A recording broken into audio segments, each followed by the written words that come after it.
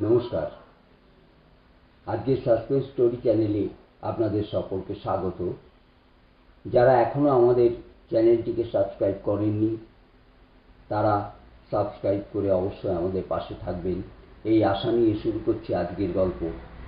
আজকের গল্প হরিনারায়ণ চট্টোপাধ্যায়ের লেখা অমর ধাম। মাসখানেক ধরে শরীরটা খারাপ হয়েছে। যা খাই অম্বল হয়, বিকেলে মাথার যন্ত্রণা, রাতে ঘুম নেই, কাজে একেবারে উৎসাহ পাচ্ছি না। পাড়ার ডাক্তার বলল ওষুধে সাময়িক উপকার হতে পারে, স্থায়ী কিছু হবে না। তার চেয়ে বরং ভালো জায়গায় চেঞ্জে চলে যান, মাস দুয়েক থাকলেই সেরে যাবেন। কোথায় যাব তাই নিয়ে এক সমস্যা। এক এক বন্ধু এক এক রকম উপদেশ দিতে লাগলো। কেউ বলল ভুবনেশ্বরে, কেউ হাজারিবাগ, কেউ বা দেওঘর। কী করব, কোথায় যাব যখন ভাবছি, তখন হঠাৎ অমলের সঙ্গে দেখা হয়ে গেল। অফিস থেকে বেরিয়ে ফাঁকা ট্রামের জন্য অপেক্ষা করছি, আচমকা পিঠে তার স্পর্শ। ফিরে দেখি অমল। কলেজ ছাড়ার পরে অমলের সঙ্গে আর দেখা হয়নি। আমাকে দেখে অমল বলল, চেহারা যে বড্ড খারাপ হয়ে গেছে, কি ব্যাপার? কি ব্যাপার বললাম। শুনে অমল বলল, এসব ভুবনেশ্বর দেওঘরের চিন্তা ছেড়ে দাও, ওখানে কিছু হবে না। তুমি মিলনপুরে চলে যাও, 3 দিনে তোমার অম্বল সেরে যাবে। মিলনপুর কোথায়? কখনো তো নাম শুনিনি। অমল হাসলো। বেশি লোক নাম শোনেনি বলেই তো জায়গাটা এখনো ভালো আছে। ভিড় হলেই জলবায়ু বদলে যায়। যাব কি করে? থাকবই বা কোথায়? কোনো অসুবিধে নেই। আমার বাবা একটা বাংলো কিনেছিলেন মিলনপুরে। এখন কেউ যাই না। আমি তো এখন অন্য জায়গায় থাকি, তবে লোক আছে। তার কাছে আমার নাম করো, কোনো অসুবিধা হবে না। অমল আরও বলল, গিরিডি স্টেশনে নেমে বাসে 13 মাইল, মিলনপুর নেমে অমরধাম বললেই যে কোনো লোক দেখিয়ে দেবে। তুমি চলে যাও, শরীরটা সারিয়ে এসো। তাই গেলাম। মিলনপুরে যখন নামলাম তখন রাত প্রায় 8টা। চারদিকে অন্ধকার, একদিকে নিচু নিচু পাহাড়, তার কোলে ঘন অরণ্য, আর একদিকে সরু নদী, প্রায় নালার মতন, কিন্তু কি জলের গর্জন! স্রোত পাথর থেকে পাথরে লাফিয়ে চলেছে। টর্চ জেলে কোনো রকমে এগোতে লাগলাম। সরু পায়ে চলা পথ, লাল মাটি, মাঝে মাঝে কালো পাথর, অন্যমনস্ক হলে হোঁচট খাওয়ার আশঙ্কা। পথের একপাশে একটা মুদির দোকান, মুদি ঝাঁপ বন্ধ করেছিল। আমি গিয়ে দাঁড়ালাম। এখানে অমরধাম কোথায় বলতে পারো?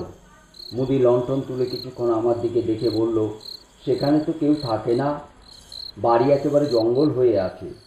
বুঝলাম, মুদি বাড়িটার সম্বন্ধে বিশেষ খোঁজ রাখে না। জঙ্গল হলে কি অমল আমাকে আসতে বলতো? এমন হতে পারে মালি হয়তো বাড়ির চারপাশ পরিষ্কার করে না, তাতেই আগাছা জন্মেছে।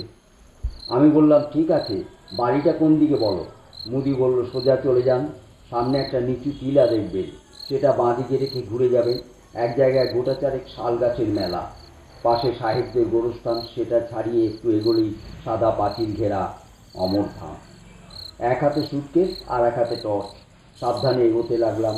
রাত 9টার বেশি হয়নি, কিন্তু এই জনমানবহীন ঘন জঙ্গলে ঘোর অন্ধকার জায়গায় মনে হচ্ছে যেন নিশুতি রাত।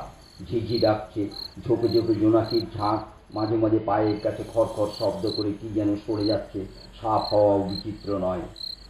এক সময়ে নিচু টিলা পেলাম, গোরস্থান, অন্ধকারে অনেকগুলো আলোর ফুটকি, সম্ভবত শেয়ালের চোখ। বড় শেয়াল, অর্থাৎ বাঘ হওয়াও আশ্চর্য নয়।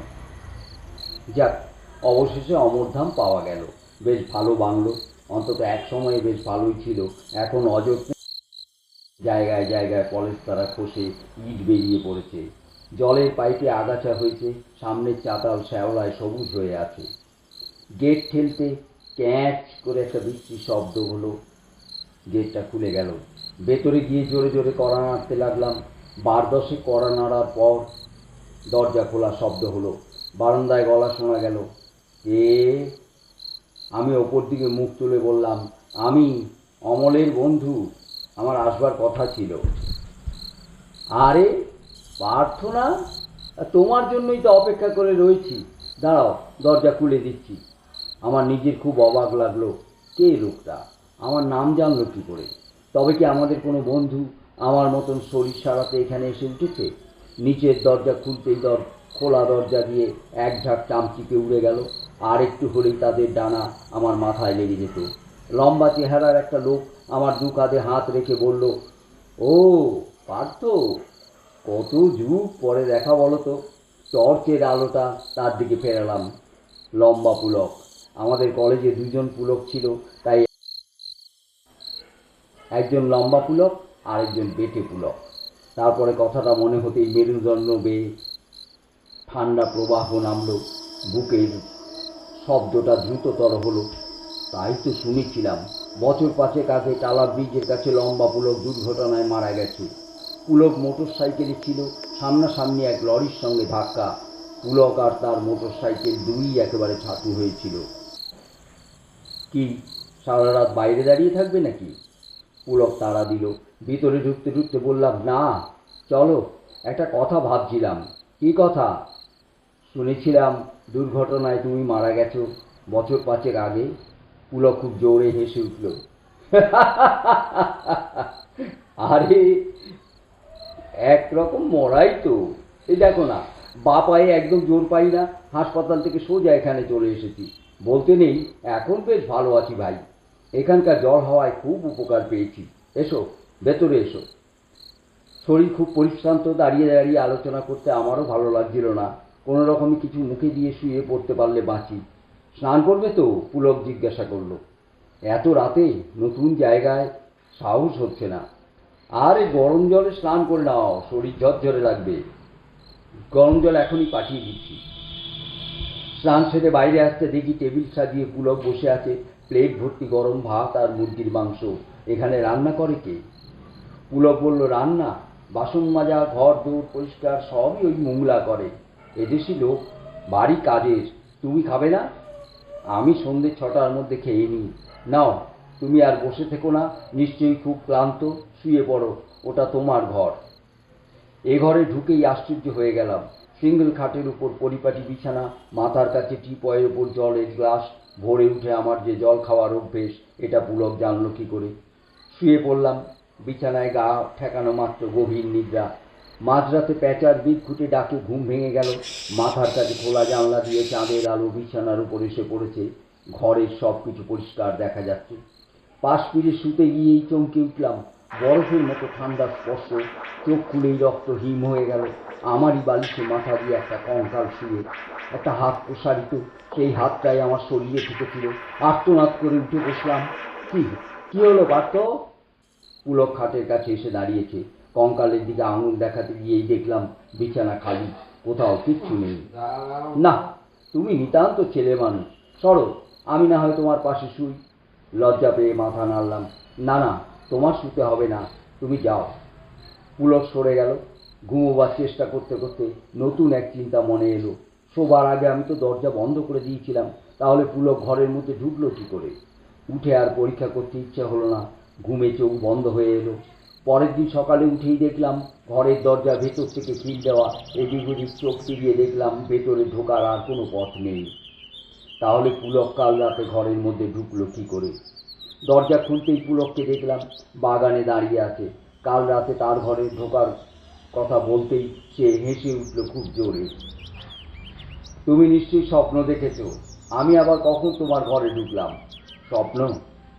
তা হবে, কিন্তু এত পরিষ্কার স্বপ্ন জীবনে কখনো দেখিনি। এখনো চোখের সামনে যেন ঘুমন্ত নরকঙ্কালটা দেখতে পাচ্ছি। মুখ হাত ধুয়ে নাও, মোংলা এখনই চা দিয়ে যাবে। বারান্দায় দুটো বেতের চেয়ার পাতা, মাঝখানে গোল বেতের টেবিল। হাত মুখ ধুয়ে একটা চেয়ারে বসলাম। উল্টো দিকের চেয়ারে পুলক বসে বলল, মোংলা, পার্থবাবু চা নিয়ে এসো। চা টোস্ট নিয়ে এলো। তাকে দেখে আমার সারা শরীর কেঁপে উঠল। এমন বিভৎস চেহারা আমি জীবনে দেখিনি। গায়ে চিমটি কাটলেও এক তিল মাংস উঠবে না, এমনই শীর্ণ চেহারা। চোখ দুটো এত ভেতরে ঢোকা যে আছে কিনা বোঝাই যায় না। সরু কঠিন মতন হাত পা, ঝকঝকে দাঁতের পাটি সর্বদাই বাইরে। চা টোস্ট দিয়ে চলে যেতে আমি বললাম, লোকটার চেহারা দেখলে ভয় করে। পুলক বলল, মানুষের চেহারা আর কতটুকু, ছাল ছাড়ালেই সবাই সমান। মোংলার চেহারা যেমনই হোক, লোকটা কিন্তু খুব কাজের। তাছাড়া নিজের লোক ছাড়া আমরা তো আর যাকে তাকে রাখতে পারি না। নিজের লোক মানে মানে খুব জানাশোনা। একেও এখানকার গাঁ থেকে অমলই জোগাড় করে এনেছে। খেতে খেতে বললাম, তোমার চা টোস্ট কই? পুলক উত্তর দিল, আমি এসব খাই না ভাই, সহ্য হয় না। ভোরে উঠে ছোলা ভিজানো খাই আদা দিয়ে। একটু থেমে পুলক বলল, তুমি বসো, আমি একটু ঘুরে আসি। এখন আবার কোথায় যাবে? একবার পোস্ট অফিসে যাব, তাছাড়া আরও দু এক জায়গায় ঘুরে আসবো। তুমি আমার জন্য অপেক্ষা করো না, আমি বাইরে কোথাও খেয়ে নেব। সারাটা দিন পুলক ফিরল না, সন্ধ্যার সময়েও না। মৌলাকে জিজ্ঞাসা করতে সে বলল, বাবুর ফেরার কোনো ঠিক ঠিকানা নেই, কোথায় কোথায় যে যান। খাবার সময়ে এক কাণ্ড, বসে খাচ্ছি, পাশে মোংলা দাঁড়িয়ে। তাকে বললাম, একটুখানি তরকারি নিয়ে এসো তো, আর দুখানা রুটি। মোংলা চৌকাঠের কাজ পর্যন্ত গিয়ে বাইরে হাত বাড়িয়ে তরকারি আর রুটি এনে দিল। ঠিক মনে হলো এগুলো নিয়ে কে যেন বাইরে অপেক্ষা করছিল। কিছু আর জিজ্ঞাসা করলাম না, কিন্তু এই বাড়ির বাতাসে কেমন যেন ভয়ের গন্ধ। মনে হয় অশরীরী আত্মারা আনাচে কানাচে লুকিয়ে আছে। সেই রাত্রেই দারুণ দৃশ্য চোখে পড়ল। পুলক তখনও ফেরেনি, ঘুম আসেনি। বিছানায় শুয়ে এপাশ ওপাশ করছি, হঠাৎ বাইরে খড়খড় আওয়াজ। পাশা দুহাতে রগড়ালে যেমন শব্দ হয় ঠিক তেমনই। আস্তে আস্তে উঠে জানালার খড়খড়ি খুঁড়ে বাইরে চোখ রাখলাম। ম্লান চাঁদের আলো, খুব স্পষ্ট নয়, আবার একেবারে অস্পষ্টও নয়। উঠোনে একটা গুঁড়ির উপর দুটো কঙ্কাল ঘেঁষাঘেঁষি করে বসে, একজনের হাত আরেকজনের গলায়। আরেকটু দূরে একটা গাছের ডাল ধরে মোংলা দোল খাচ্ছে। কি লম্বা চেহারা, সারা দেহে কোথাও এক তিল মাংস নেই, চোখের দুটো গর্ত থেকে গাঢ় লাল রং বের হচ্ছে। অজান্তেই মুখ থেকে একটা আর্তনাদ বের হয়ে গিয়েছিল। সঙ্গে সঙ্গে কঙ্কাল দুটো ফিরে দেখল, চোখ নেই, তবুও কি মনোমোহিনী দৃষ্টি। বুকের রক্ত শুকিয়ে জমাট হয়ে গেল। আশ্চর্য কাণ্ড, একটু একটু করে কঙ্কাল দুটোর মাংস লাগলো। সেকেন্ড কয়েকের মধ্যে দুটি পূর্ণ মানুষের মূর্তি ফুটে উঠল। তখন আর চিনতে অসুবিধে হলো না, একজন পুলক, আরেকজন অমল। কাঁপতে কাঁপতে বিছানায় ফিরে গেলাম। সারা রাত ঘুমোতে পারলাম না। যা দেখেছি তারপর ঘুমোনো সম্ভবও নয়। বাইরে খটখট শব্দ, মনে হলো একাধিক কঙ্কাল মূর্তি উঠানে পাইচারি করছে। সেই শব্দের সঙ্গে প্যাঁচার ডাক, বাদুড়ের ডানার ঝটপটানি মিশে ভয়াবহ অবস্থার সৃষ্টি করল। ভোর হতে আর এক মুহূর্তও অপেক্ষা করিনি। সুটকেসটা হাতে নিয়ে ছুটতে লাগলাম। বের হওয়ার সময় রান্নাঘর থেকে বাসনপত্রের আওয়াজ আসছিল। একটু পরেই হয়তো মোংলা চা নিয়ে সামনে এসে দাঁড়াবে। দিনের আলোতেই মোংলা মুখোমুখি দাঁড়াবার সাহস আমার নেই। ছুটতে ছুটতে যখন মুদির দোকানের সামনে গিয়ে পৌঁছলাম, তখন মুদি সবে দোকানের ঝাঁপ খুলছে। হাঁপাতে হাঁপাতে বললাম, এক গ্লাস জল। মুদি আমাকে দেখে অবাক, বোধহয় জীবন্ত দেখবে আশাও করেনি। জল দিয়ে জিজ্ঞাসা করলো, আপনি অমরধাম থেকে আসছেন? হ্যাঁ। খাওয়া দাওয়ার কি করতেন? মুদির কাছে কিছু বলতে ইচ্ছা হলো না, শুধু বললাম, কেন? মোংলা রাদ্য। মুদির মুখখানা হাঁ হয়ে গেল, দুটো চোখ বিস্ফারিত, কাঁপা গলায় বলল, মোংলা? মোংলা মানে ওই মোংলা? মোংলা মোংলাকে তো বছর 5 আগে অমরধামের এক গাছের ডালে ঝুলন্ত অবস্থায় পাওয়া গিয়েছিল। আত্মহত্যা? কি জানি। অনেকে বলেছিল বিষয় সম্পত্তি নিয়ে গোলমাল হওয়ায় ভাইপোরাই নাকি মেরে ঝুলিয়ে দিয়েছিল। আর দাঁড়ায়নি। গিরিডি না পৌঁছানো পর্যন্ত শান্তি নেই। অমরধামের বাসিন্দারা গন্ধ শুকে শুকে হাজির হলেই সর্বনাশ। বাকিটা শুনলাম গিরিডি স্টেশন মাস্টারের কাছে।